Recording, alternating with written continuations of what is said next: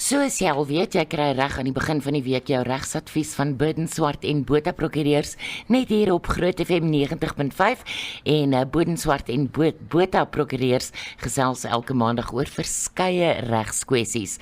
Burden Swart en Botha Prokureurs, we take the burden out of your legal work. En soos gewoonlik, Andrew. Hallo Riva, hallo Kevin. Hallo Andrew. Nee, sy's bietjie gekalmeer vandag, né? Gewoonlik maak sy so 'n groot ding, 'n fanfare. Maar dit is 'n fanfare. Dit was 'n baie swak. Dit is 'n subtiele een. 'n rustige een. 'n rustige een. Andrew, ons is altyd bly om jou hier te hê. Dit is baie lekker om hier te wees. Waaroor gesels ons vandag, Andrew? Ons gesels 'n bietjie oor diere se regte, nog 'n baie interessante onderwerp. Ja. Ek is 'n bietjie gaan rondlees in die geskiedenis en op 'n paar interessante goed afgekom. Jy geweet in die middeleeue is diere in Europa op dieselfde wyse as mense aanspreeklik gehou vir strafregtelike oortredings. So byvoorbeeld daar is in 1379 2 troppe varke ter dood veroordeel want hulle het 'n man doodgemaak. Blyk dit nou éventueel dat daar was net 3 varke by die moord betrokke, maar die ander het as gevolg van hulle gedrag hulle lawaai in die aanhitsing van die ander is hulle ook ter dood veroordeel. Sulke varke. Dis verskriklik. Kan jy dit oorvertel? Nee, ek kan dit nie glo nie. Was ons mensdom almal so breinloos gewees op 'n stadium dat ons sulke goed gedoen het? Dit lyk my so, Hi, ja. Hemel, Andrew. Behalwe vir varke wat blyk nou reg deur die geskiedenis lyk my vandag nog die grootste kriminele is. Ja. Is daar ook onder andere bulle, perde, honde, skape, palings en selfs dolfyne ter dood veroordeel. Wow. Die arme dolfyne. Dis verskriklik. En die bulle en goed. Die teregstelling is meestal in die openbaar uitgevoer en was of om deur die dier te hang of hy's op 'n brandstapel verbrand. Nee, dis verskriklik. Dit is ons voorvaders, onthou net, dit genade ons. Dit is verskriklike nuus. Die diere is in kerklike howe verhoor. Want destyds was die kerk moes reg groot reg in Europa gewees. En dan selfs 'n prokureur aangestel vir die diere om hulle te verdedig. So moes hulle by wees, moes hulle daarby wees. Nee, die blykbaar die een saak het die prokureur, dis 'n klomp rotte wat aangekla is. Het die prokureur 'n geweldige pleidooi gelewer vir sy kliënte wat nie daar is nie, want hy sê hulle is 'n geweldige kolonie en om hulle almal daar te kry gaan baie moeilik wees. Veral in ag genome die hele dorp se katte wat hulle gaan voorlê. Dit is Ai nee, Andrew. Ek kan dit nie glo nie. Ek sê dit vir was al so stupid geweest. Ai. Wel duidelik, ja. So onder andere strawwe opgelê, soos onder andere kennisgewing wat dan vir die rotte, as die rotte in 'n spesifieke huis was, 'n kennisgewing afgelewer wat gesê het hulle is nou nie meer welkom daar nie. Hulle teenwoordigheid is ongewens, moet asseblief teen 'n sekere dag die perseel verlaat. Kan jy dit oorvertel? Het hulle ooit gereageer? Het dit gewerk? Want ek kan nie dink dit het ooit gewerk nie. Nee. Maar van die sake is ook op appel dan geneem en partykeer is die strawwe verminder ook. Ai nee. Dit is verskriklik. Dit is soos byvoorbeeld met die varke is net 3 van hulle by die einde van die dag toe nou tereggestel, nee, ja. Andrew, so lyk my diere het voorheen nie eintlik regte gehad nie, maar dit het nou verander. So kom ons kyk bietjie na vandag. Wat se diere regte is daar vandag? In Suid-Afrika word dit beheer deur die Wet op Dierebeskerming. Hy is in werking, ek dink van 1962 af. Nou die wet dit nou bietjie omgeswaai. Nou is die mense nou diegene wat nou kan die moeilikheid kry. Die wet maak dit 'n misdryf vir iemand om sekere handelinge ten aansien van 'n dier te verrig of om na te laat om dit te doen. Nou ja, so byvoorbeeld sê die wet reg in die begin, jy mag nie 'n dier oorlaai. Dis nou donkie of 'n perd, te hard aanjaag, te hard ry, sleg behandel, verwaarloos, kwaad maak, terg, martel, vermink, wreedaardig slaan, skop, uitlok of bang maak nie.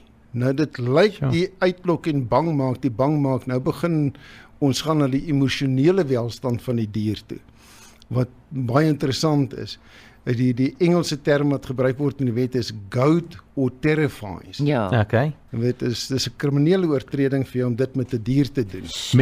Mense dink altyd dis meer van toepassing op honde, maar dit geld seker vir alle soorte diere. Vir alle diere. Ja. Dit is ten aansien ook wilde diere. Dis nie net nie. Wilde diere word ook beskerm deur die wet. Daar is spesifieke artikels wat spesifiek ten aansien van wilde diere is. Nou ja, die wet sê ook jy mag nie 'n dier aanhou onder sekere omstandighede, soos byvoorbeeld omstandighede wat die dier onnodig laat ly, of in 'n plek wat nie voldoende spasie, ventilasie, lig, beskerming of skuiling teen die elemente het. Ja. Nou ja, jy mag ook nie die dier in vuil toestande wat hom blootstel aan onder andere besmetting met uitwendige parasiete aanhou nie. Nou dan jy kry, as jy nou mooi gaan dink, is daar baie sulke omstandighede wat kan ontstaan.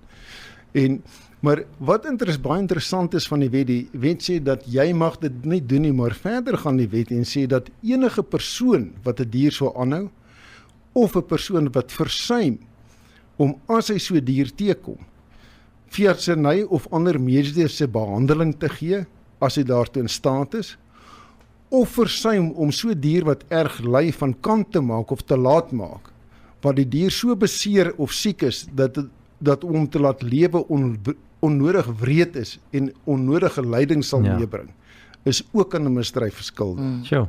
Ander woorde, as jy 'n hond kry wat hier langs die pad lê en sy rug is afgery en jy kan daar sien dat hy gaan dit nie maak. Ja. Moet jy of rapporteer of jy moet iets doen omtrent hom. Jy mag nie net verbygaan nie. Ja. Sure. Nou ja.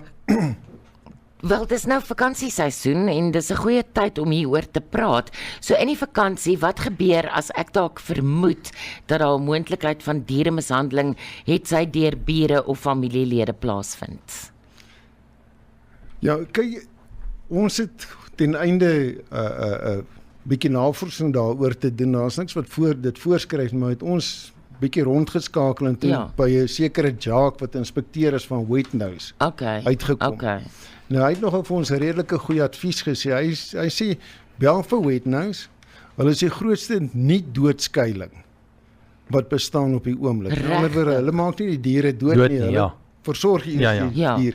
Hulle sal as hulle rede het en behoorlik by hulle aangemeld is, sal hulle by die perseel ingaan om te kyk wat die situasie is.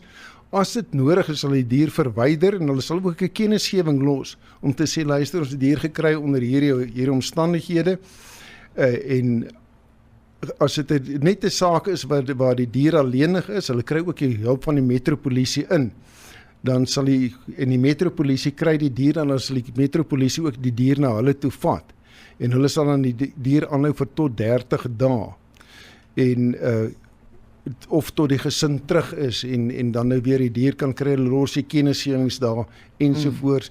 Hulle sal seker maak die dier is veilig en beskerm, en hulle gee soms vir die diere kos ensovoorts. Hulle sê die Jacques sê, die inspekteur sê, gebeur baie keer dat 'n hond huil of blaf of chunk deur die nag, en nou kom hulle maar net agter, is die eienaars is weg en die dier is maar net alleenig. Hy voel nie baie veilig waar hy is nie. Nee, hulle sal onder sulke omstandighede ook maar kyk of hulle dan die dier by ander diere kan sit of in 'n omgewing wat hulle het waar die dier weer voel hy het maas. En hy vra ook dat mense moet spesifiek daarvoor oplet dat jy 'n persoon wat die diere kos gee, voldoende tye daaraan gaan omgaan om die dier, want dat die dier jou gereeld sien, en voel die dier nie so alleen bedreig nie. Ja. Sê nou, dis 'n situasie waar die diere wel mishandel word, gaan Wetnose dan hof toe met sulke sake byvoorbeeld? Ja, kyk jy, die wet op dierebeskerming maak ook voorsiening daarvoor. Die Wetnose sal 'n dagvaarding beteken en die persoon hof toe vat. Dis natuurlik altyd 'n probleem dat om opset te bewys moet daar bo redelike twyfel bewys word dat daar's opsetlik die dier is opsetlik mishandel ensovoorts. Maar as die persoon skuldig bevind is, kan hy 'n boete kry of tronkstraf van 12 maande, of hy kan tronkstraf kry sonder die keuse van 'n boete, dat hy 12 maande moet tronk toe gaan as dit in 'n erge genoeg situasie is. dis net reg. Ek dink is net fair. So 'n laaste afsluitingswoordjie van jou of enige advies vir die vakansie. Ja, die Jacques sê ook probeer om nie jou diere te lank alleen te los nie. En as jy weg gaan, maak seker dat iemand of die heeltyd daar is of ten minste elke 12 ure by die diere 'n draai gaan maak. En dan 'n ander ding wat hy sê wat ons almal eintlik maar weet is daar's baie vuurwerke oor hierdie tyd. Ja. Diere wat alleenig is, voel bedreig. Hulle hou nie van vuurwerke nie. Hulle ore is baie sensitief en hulle word baie bang. Probeer jou diere hou in 'n omgewing waar daar nie gaan vuurwerke wees nie of dat jou diere iemand by hulle het of toegang het tot 'n veilige plek as daar wel vuurwerke is. Nou ja, en dan as die wat nou daar is maak en wat weggaan met vakansie en moet maar seker maak dat Wagter en Kitsie nou veilig is. Presies tog.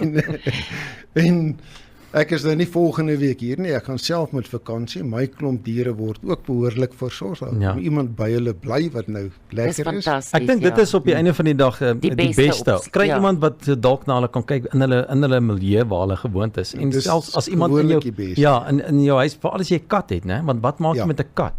Nee, kat wil by sy huis. Korrek, ja. En hy sal ook by die huis bly. Ja. Hy kos kry daar en hy het water daar, dan sy veilig daar. Nou ja, al die luisteraars moet ook lekker vakansie hou, lekker Kersfees hou en veilig ry. En kom terug na Wagter en Kitsie. Ja, absoluut. Andrew, dit is 'n fees om saam met jou te gewerk het hierdie jaar en jy moet ook 'n baie geseënde Kersfees hê en ook voorspoed vir die nuwe jaar en ek weet jy gaan ver ry, jy en jou familie op daar na Swakopmund toe, né? Ja, jy gaan 'n bietjie so intoe. Swakopmund toe. Lekker, jy moet veilig ry en weet ons is by julle en julle moet lekker is en ons sien mekaar gou weer. Baie dankie. Ja, julle ook geseënde Kersfees vir julle ook vir die luisteraars. Julle moet 'n wonderlike Kersfees hê. Volgende jaar is weer terug by julle. Ag, dankie Andrew. Dankie. Bye. Bye.